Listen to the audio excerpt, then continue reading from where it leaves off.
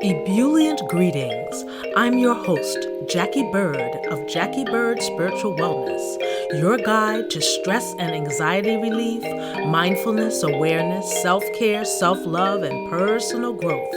Welcome and thank you for joining me as we roll with peace in mind. Today's riff is being aware of and reducing my carbon footprint.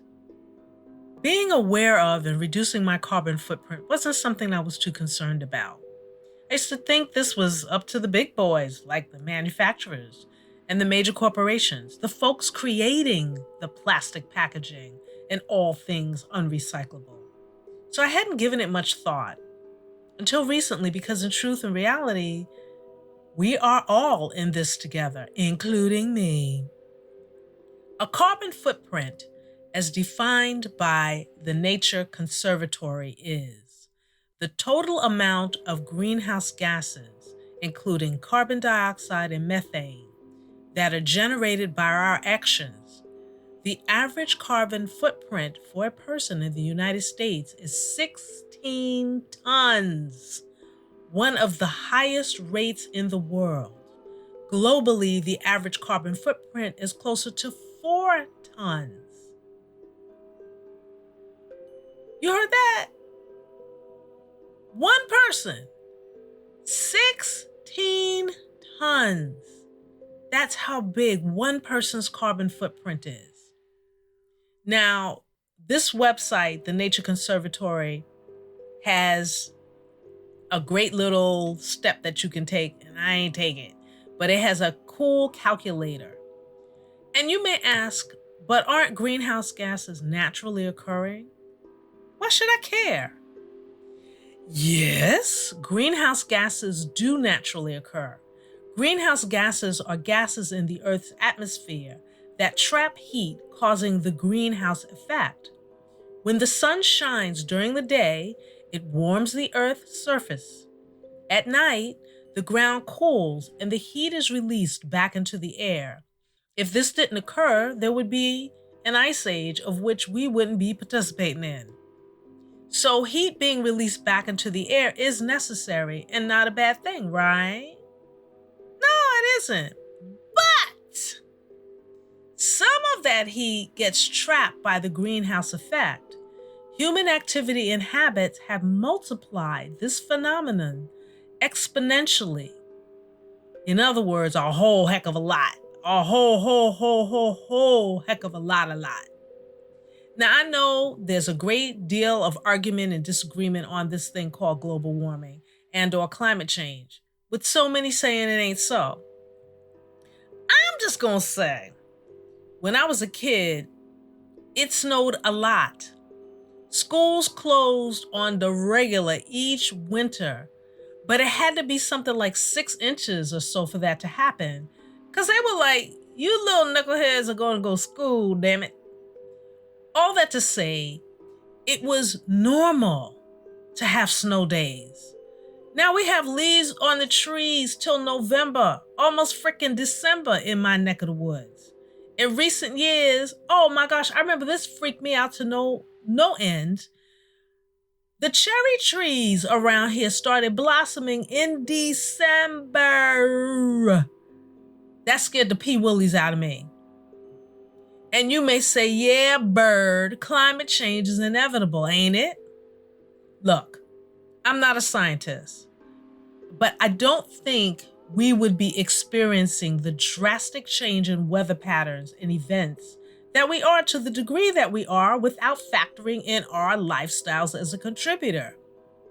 You know, maybe climate change is inevitable, but I figure I might as well do my part to reduce my carbon footprint and to continue to increase my awareness. When there is responsibility to be owned up to, that can be like the thought of having to pick up squiggly earthworms. And that's the last thing you want to do. I don't know where that came from, but hey. But part of becoming more conscious, mindful, and aware is so much about recognizing what we are responsible for and owning it. To me, there's no way that our actions have no effect on what's going on.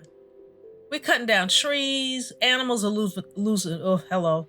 Animals are losing their habitat. Yada yada yada yada. But anywho, get educated. Become more aware. You know, we all throw out trash. What are we throwing out? And even if you're a manic recycler, faithfully putting the recyclables in the right containers on the right days, do you know that much of what we put out to recycle does not get recycled? Do you know that? And I'm on quote here. Contamination can prevent large batches of material from being recycled. Other materials can't be processed in certain facilities. Moreover, many items that are collected, such as plastic straws and bags, eating utensils, yogurt and takeout containers, often cannot be recycled, end quote. That quote is from an interesting, informative, and important article I urge you to read, but not before listening to the end of this podcast. The article is called Recycling in the U.S. Is it broken? How do we fix it? And this article is from 2020. So, you know, the numbers are not representative of what's happening in 2023. But I urge you to read that article. Again, it's Recycling in the U.S. is broken. How do we fix it? Really good stuff in there. Not the news, but in terms of information and just educating yourself. And I say, man, with all the vids with tons of plastic bottles in the oceans and on land, it just breaks my heart. The more I saw those disturbing vids, the more I said, Bird, come on now. What can you do? What can you do? You throw out trash. You got to be more responsible. This is me talking to myself, okay? And as things go, when you are wanting to level up your frequency and increase your mindfulness, things seemingly appear for you by magic. More articles caught my eyes that are written to get our collective attention. There are so many things we can choose from in being more mindful of our carbon footprint. So I got a new attitude. And these are some of the things that I love that are products that I started to use. So it's not in any particular order, but here's number one. On the laundry tip, I've learned that the detergent with the dyes stain the cartons and are no good for recycling. So you've got these big old jugs that you buy, and they are blue, whatever, green. That stains the inside of the jugs, and they are no good for recycling. I thought using clear and scent-free liquid detergent was the bee's knees, but as mentioned earlier, much of what we recycle ends up in the trash heap and in the oceans. So even before I began to search for options, and that's the thing about this whole frequency thing, when you decide you're going to level up, things show you, yeah, you're doing the right thing. And let me tell you about this. So, okay, even before I began to research for options, this came down my IG news feed immediately. There was a product called Earth Breeze. Earth Breeze. It's laundry, hello English, it's laundry detergent. And you might have seen it on social media. They are making sure they get the word out. So it's laundry detergent. They are liquid-less eco sheets. Liquid-less eco sheets. And when I saw it, I was like, really? Sheets to wash clothes? Not too sure about that. But it swirled around in my mind space and I figured, what the heck? Let's give it a go. As backup, I still have tons of the liquid stuff, but I said, let me try this. Surprisingly and happily, it has passed the test. It gets our clothes really clean. And I've been using it and love that it eliminates the big plastic bottle jug. And I will continue to use Earth Breeze. And what was doubly cool is my dude liked it. Because I was like holding my breath. Okay, is he going to be like, My clothes are not clean. There's no suds in in the machine. It's not getting my clothes clean. He used it. It got his clothes clean. I said, all right now. Yay. All right, so that's Earth Breeze. Number 2, in terms of what I'm doing these days, is supporting small businesses. I have always been a proponent of and for small businesses. Lately, even more so. And many of those businesses are on the forefront of mindfulness in the creation and distribution of their products, packaging, and messaging. Number 3, supporting farmers markets. I read a really good article a while ago by a woman who was looking to lessen her carbon footprint. And one of the things she did was to support her local farmers market. And I remember being impressed at the time I read the article, but I hadn't really dove into being more mindful in this way. It was hit and a miss. If I got there, cool. If not, cool. And I can definitely say that supporting the farmers market cut down on so much plastic. The folks that sell are nice and friendly, and you get the benefit of the food from farm to table. If you have access to these folks in your area, do go. You'll see the difference in how much you reduce your non-recyclable and non-biodegradable trash. And if you're not near one, see if there's one online that will deliver to you. But it's definitely made a huge difference in my lowering my trash. Number 4, and I've been doing this for a good while, carrying tote bags.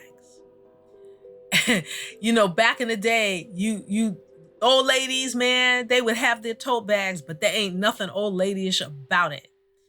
And as I said, I was doing this well before the ban on plastic bags in New Jersey took place. And they have to modify that, mind you. And it's a satisfying thing to just whip out that bag and be like, yep, I got my bag. Number 5, bamboo toothbrushes. And there are a ton of choices and colors in which to choose from.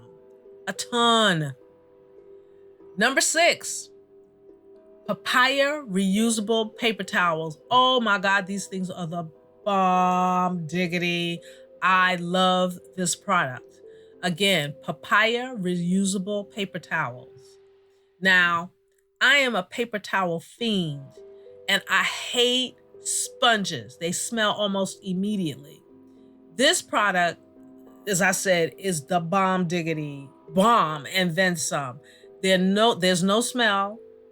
It's reusable and quite durable. It really gets up spills and stuff. And it helped me cut down on paper towel use. And goodbye sponges. Love it, love it, love it, love it, love it, love it. Papaya reusable paper towels. Check them out. And they're also killing it on social media with their ads.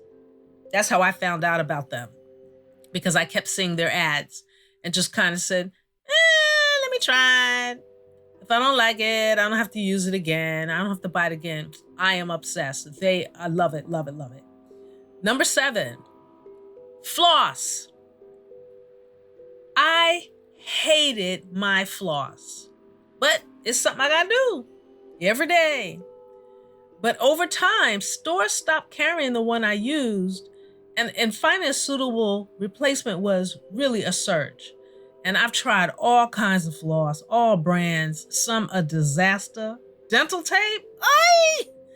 And I had it. I was like, I'm done. But no, you're not, because you need it. So the hunt continued, and I started looking around again and came up with 2 that I really, really dig. 2 flosses. And my best new friends is this brand, Better and Better Floss, which the reason I really dig it is because it comes in with a glass bottle. So you're just throwing out the floss. You're not throwing out the plastic the floss comes in. The other that I like, even though it does have a plastic container, is called Cocoa Floss. Now, I thought at the time that Cocoa Floss container was reusable, and either it isn't, or it isn't and I thought it was. I know that made no sense. Or maybe it is and I just can't open the thing and figure out how to reuse it. But anyway, if you really want something that's really cool, check out the Better and Better. It's a plant-based, vegan, eco-friendly, cruelty-free, and it slides easily between my very tight teeth. And I'm telling you, they're tight.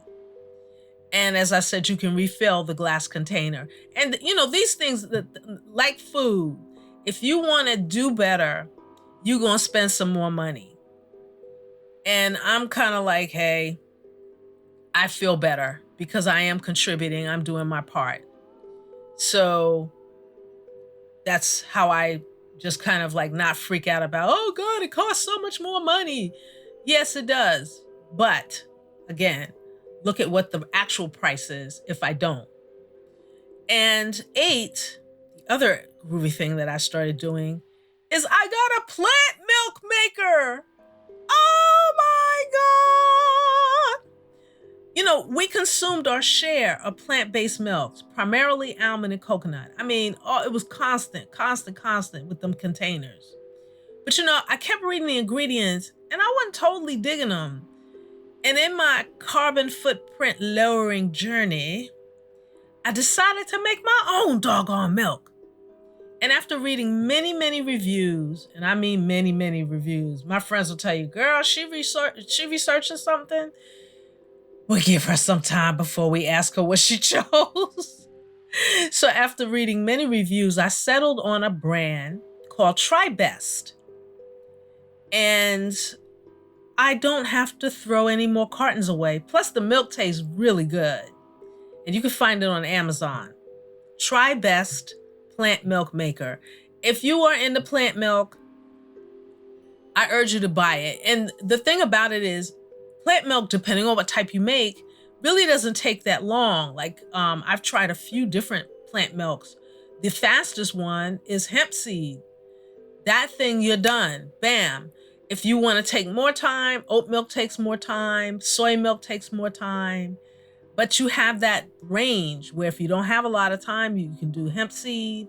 Almond milk takes a little bit more time than that, but that's probably my favorite so far. And I'm really proud of myself that I make my own plant milk. Anyway, number 9, shipping packages. Now, I didn't necessarily consider what I ship my Modal Visions handmade creations in. I just sought out what was inexpensive and lightweight. Now, I have sought out and found more eco-friendly shipping materials that are also light and get the job done. So that's what I'm saying about small businesses. We're trying to do our part in terms of not adding plastics and things that don't break up into, they're not biodegradable. We're looking to do more kinds of things like that. All right, so these are the things that I'm doing, and I hope that I've given you some food for thought and inspired you to kickstart and or ramp up your lowering carbon footprint game. I am always on the lookout for new things to implement. And hey, you got some ideas to share? Please do. The show notes are on my blog, so be sure to click that link. And listen, man, I got a book coming out. At the end of July. And it's called 28 Daily Thoughts and Mantras for Mindfulness, Keys for Stress Relief and Personal Growth. It is a beautiful guide. It's also a journal where you can write your thoughts in. So be sure to check out my book. I am so beyond excited. It will be available on my website at the end of July, the beginning of August. And to know exactly when it drops, join my mailing list. My mailing list is at the bottom of any page on my website. Join my mailing list. And hey, you listeners out there, follow this podcast. And that way you find the episode as soon as it drops. Thank you so much for listening, and please share this podcast with friends, colleagues, frenemies, and family. Also, please consider becoming a patron of this podcast. You can do that on my website, and the link is in this show's description, or go to JacquieBirdSpiritualWellness.com and click the podcast tab and become a patron button. Also, remember to subscribe to this podcast. Your support will go a very long way and is greatly appreciated. And while you're on my website, check out more stress, anxiety relieving, self-care, and mindfulness products and services, including audiobooks, meditation music, guided meditation, and custom guided meditation. Audio tailored just for you to assist in your stress relief mindfulness practice and help you roll with peace in mind.